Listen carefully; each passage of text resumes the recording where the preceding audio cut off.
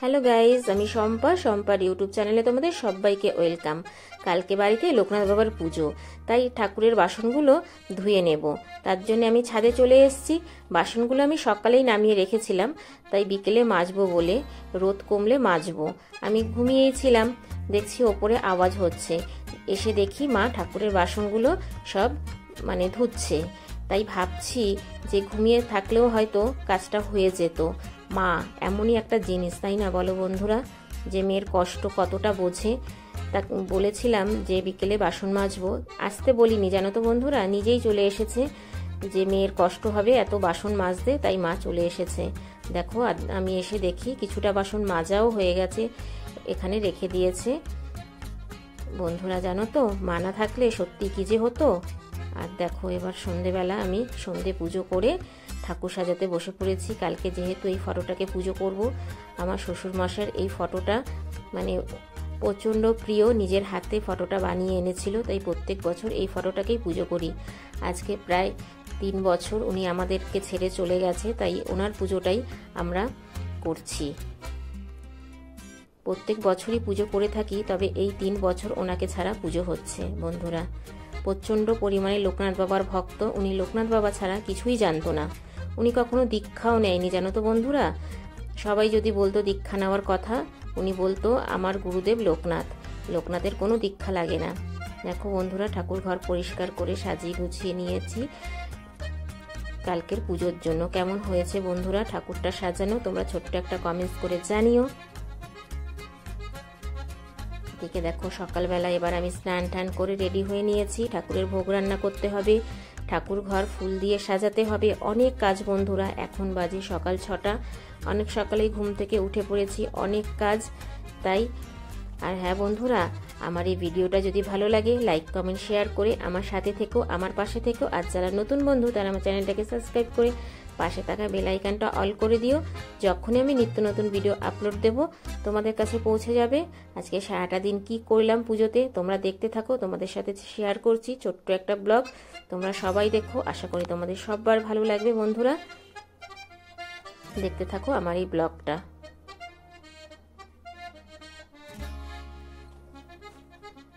এবার আমি ঠাকুর ঘরে চলে যাব।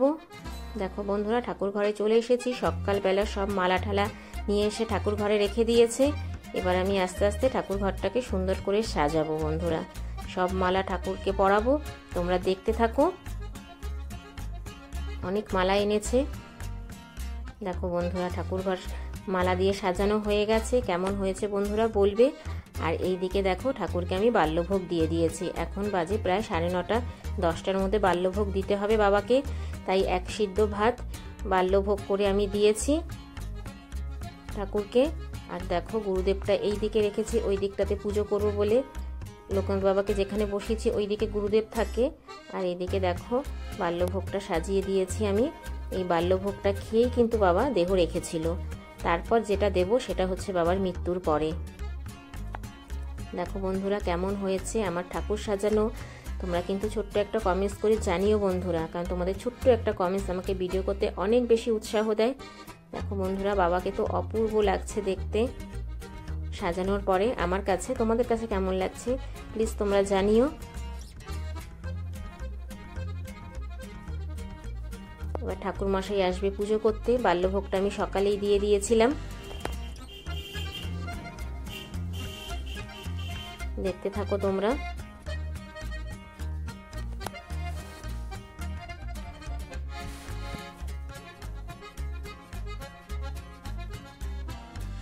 সব ঠাকুরকেই মালা পরিয়েছি সুন্দর করে। আজকে ভীষণ ভালো লাগছে, এত সুন্দর করে ঠাকুর সাজিয়েছি আমি, এত মালা পরিয়েছি ঠাকুরকে।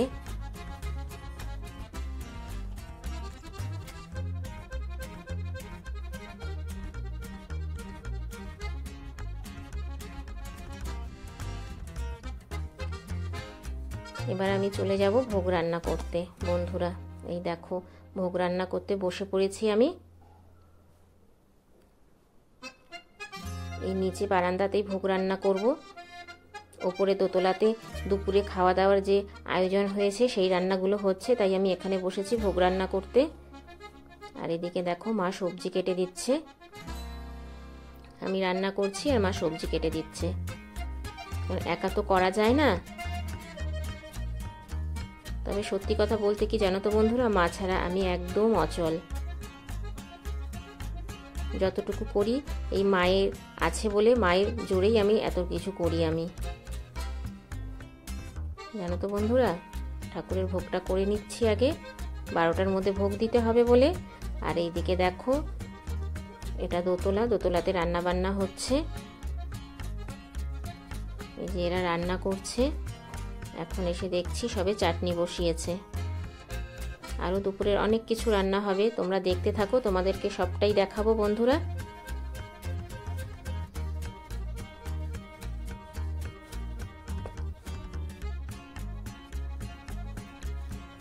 চারিদিকটা তোমাদেরকে দেখাচ্ছি একটু ভিডিও করে।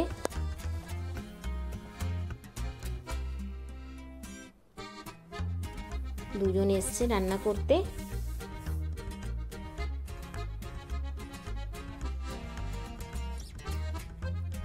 আর এদিকে দেখো আমার ভোগ রান্না হয়ে গেছে। ঠাকুরের কাছে ভোগগুলো সব দিয়ে দিয়েছি সাজিয়ে গুজিয়ে। দেখো বন্ধুরা আমার সাজানোটা কেমন হয়েছে। ঠাকুরের কাছে খিচুড়ি, পাঁচমিশালি তরকারি, চাটনি, পায়েস, পোলাও, আলুর দম এগুলো করে দিয়েছি। আর ফল কেটে দিয়েছি বন্ধুরা। দেখো জায়গাটা অনেক ছোট, তবু তার মধ্যে যতটুকু পেরেছি ততটুকু দিয়েছি বন্ধুরা। আর সব থেকে বড় কথা, 12টার মধ্যে ভোগ দিতে হয়, তাই খুব তাড়াহুড়ো করে এইটুকু করেছি। তোমরা সবাই ভোগ দর্শন করো বন্ধুরা।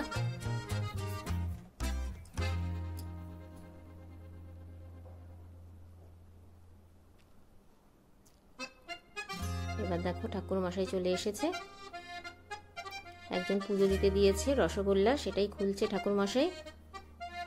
প্রত্যেক বছর আমি নিজেই পাঁচালি পরে পুজো করি, তবে এই বছর ঠাকুর মশাইকে বলেছি পুজো করতে। জানো তো বন্ধুরা, অনেক পরিশ্রম হয়ে যায়, ঠাকুর মশাই এসে পুজো করলে অনেকটা হালকা লাগে, তাই এই বছর ঠাকুর মশাইকে বলেছি পাঁচালি পরে পুজো করতে।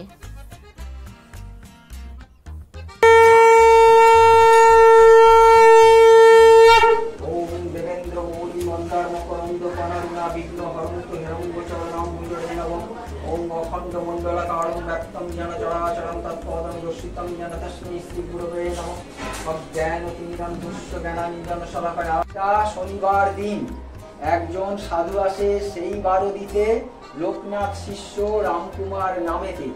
বারোদিতে বাস এক ভক্ত, যে বাবার পৌর বয়স চন্দ্র ভট্টাচার্য নাম তার।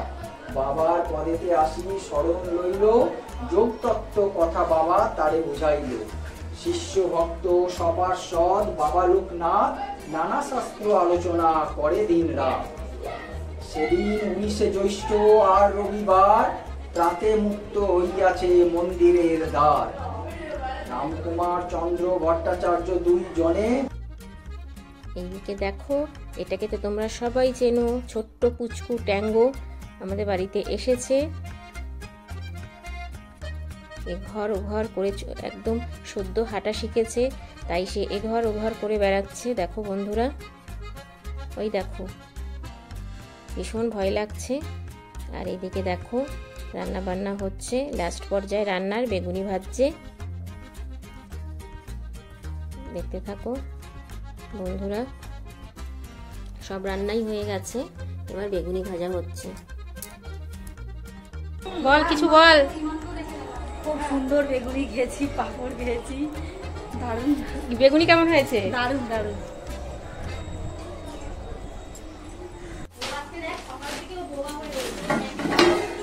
বন্ধুরা চাটনি, আলুর দম, আর এটা আমাদের পায়াস, আর ওখানে আছে স্যালাড, এখানে আছে কষা কষা পনির, এখানে আছে পায়েস, আর রাইসটা করে যান। এটা এটা এটা বাইরে এটাতে কি আছে? আমি এই রান্নাগুলি তাও তোল।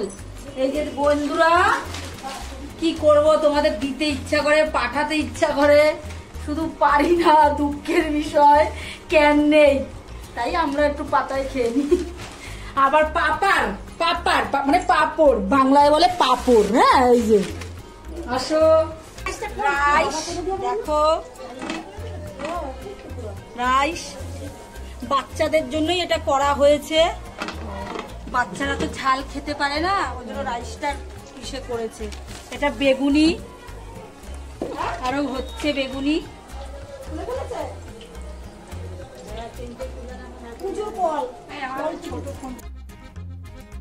এদিকে দেখো বন্ধুরা, টিয়া পাখি ও দোতলাতেই আছে, কিন্তু একদম চুপচাপ, ভীষণ রেগে আছে। বাড়িতে একজন লোকজন দেখছে না, ও লোকজন কিন্তু পছন্দ করে না, জানো তো বন্ধুরা, তাই একদম চুপ। দেখো মুখটা দেখেই তোমরা বুঝতে পারছো কত রেগে আছে।